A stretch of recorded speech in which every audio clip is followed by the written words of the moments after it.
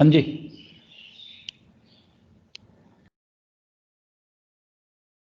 चलिए देखिए, ये क्वेश्चन नंबर 17 आपने क्वेश्चन पढ़ा होगा। तो ये बोला गया a solid sphere of radius R and mass m roll purely on a smooth horizontal ground toward a smooth vertical wall if it strike the wall elastically। अब देखें यहां पे अंडरलाइन कर लिया करें elastically, then magnitude of angular momentum of sphere just after strike about the point of contact of the ground। पहली बात कि बच्चों को ये डाउट होता है कि सर अगर ये स्मूथ सरफेस है तो क्या ये रोल करेगा भी नहीं करेगा।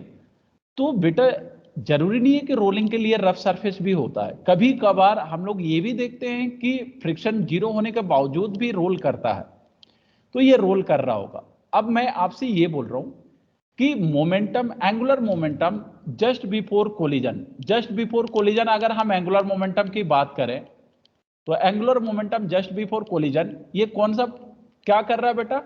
तो ये दो मोशन कर रहा है, एक तो रोलिंग कर रहा है यानी ट्रांसलेशनल भी कर रहा है एंड रोटेशनल भी कर रहा। तो इस पॉइंट के अबाउट, पॉइंट ऑफ कांटेक्ट के अबाउट ट्रांसलेशनल एंगुलर मोमेंटम होता क्या है, तो वो होगा mvr, और दूसरा एंगुलर मोमेंटम जो रोटेशनल की वजह से होती है वो आई ओमेगा। अब आप मुझे यहां थोड़ा सा ध्यान दें, आप अगर ये सेपरेशन आर दिया हुआ है यानी पॉइंट ऑफ कांटेक्ट से सेंटर के बीच का सेपरेशन अगर आर है तो ट्रांसलेशनल एंगुलर मोमेंटम जो होती है उसको हम लोग लिखते हैं, ट्रांसलेशनल एंगुलर मोमेंटम को हम ये भी लिख सकते हैं आर क्रॉस पी। ध्यान देना बेटा ये। तो अगर हम ट्रांसलेशनल एंगुलर मोमेंटम की डायरेक्शन देखें जस्ट बिफोर कोलिजन तो वो होगा राइट हैंड से, आप पहले आर की डायरेक्शन में फिंगर्स करें फिर मोमेंटम की डायरेक्शन में करें, तो ट्रांसलेशनल एंगुलर मोमेंटम की डायरेक्शन जो होगी वो इनसाइड होगी और मैग्नीट्यूड एम भी आर होगा और डायरेक्शन इनसाइड होगी। Is it clear? बिल्कुल। चले अच्छा, अब एंगुलर मोमेंटम की डायरेक्शन देखें तो ये एक डिस्क है, अगर ये ऐसे रोटेट कर रहा ओमेगा से तो एंगुलर मोमेंटम भी क्या होगी in case of rotational motion, वो होगी आई इनटू ओमेगा और उसकी भी direction in this case inside ही होगी।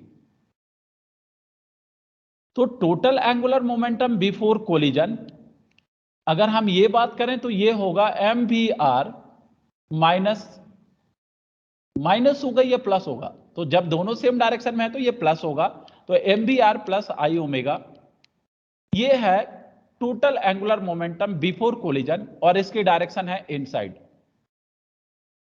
जी अब आप क्वेश्चन पढ़िए, आपसे ये नहीं पूछा गया, आपसे पूछा गया है angular momentum of sphere just after strikes. अच्छा ये बोलो बेटा, जब ये कोलिजन कर लिया होगा तो इसकी जो वेलोसिटी होगी वो v ही होगी, लेकिन डायरेक्शन उसका जस्ट अपोजिट होगा। क्यों? क्योंकि हमने देखा यहां क्वेश्चन में दिया इलास्टिकली कोलिजन है और सारे सरफेस स्मूथ है, इट मींस इसका ओमेगा जो होगा वो सेम ही रहेगा, ओमेगा को चेंज करने के लिए कोई टॉर्क है ही नहीं। अगर टॉर्क अगर होती तो डायरेक्शन ऑफ ओमेगा भी चेंज होता, बट टॉर्क है नहीं, ठीक है, तो डायरेक्शन ऑफ ओमेगा सेम रहेगा। Is it clear? चलो जी, इन दिस कंडीशन अगर हम एंगुलर मोमेंटम लिखे जस्ट आफ्टर कोलिजन तो वो भी होगा एम वी आर, और अब डायरेक्शन निकालेंगे एम वी आर का, वो होगा आउटसाइड,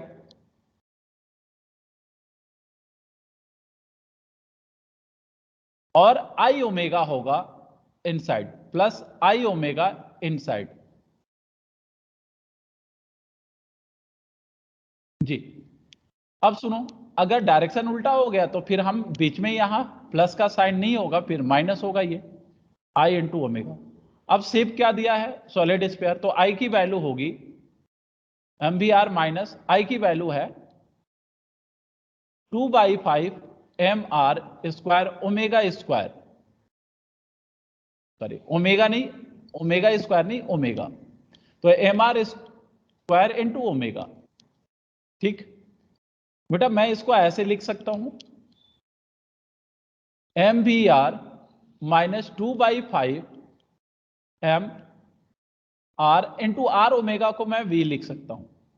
ठीक है बेटा, देन फाइनल आंसर आएगा 3/5 एम वी आर, यानी आपका आंसर ये वी नहीं दे करके वी नॉट दिया है, तो फाइनली हम वी नॉट ही लिखेंगे, यानी फाइनल आंसर है आपका सेकंड पार्ट। Thank you. आया समझ? चलिए, थैंक यू।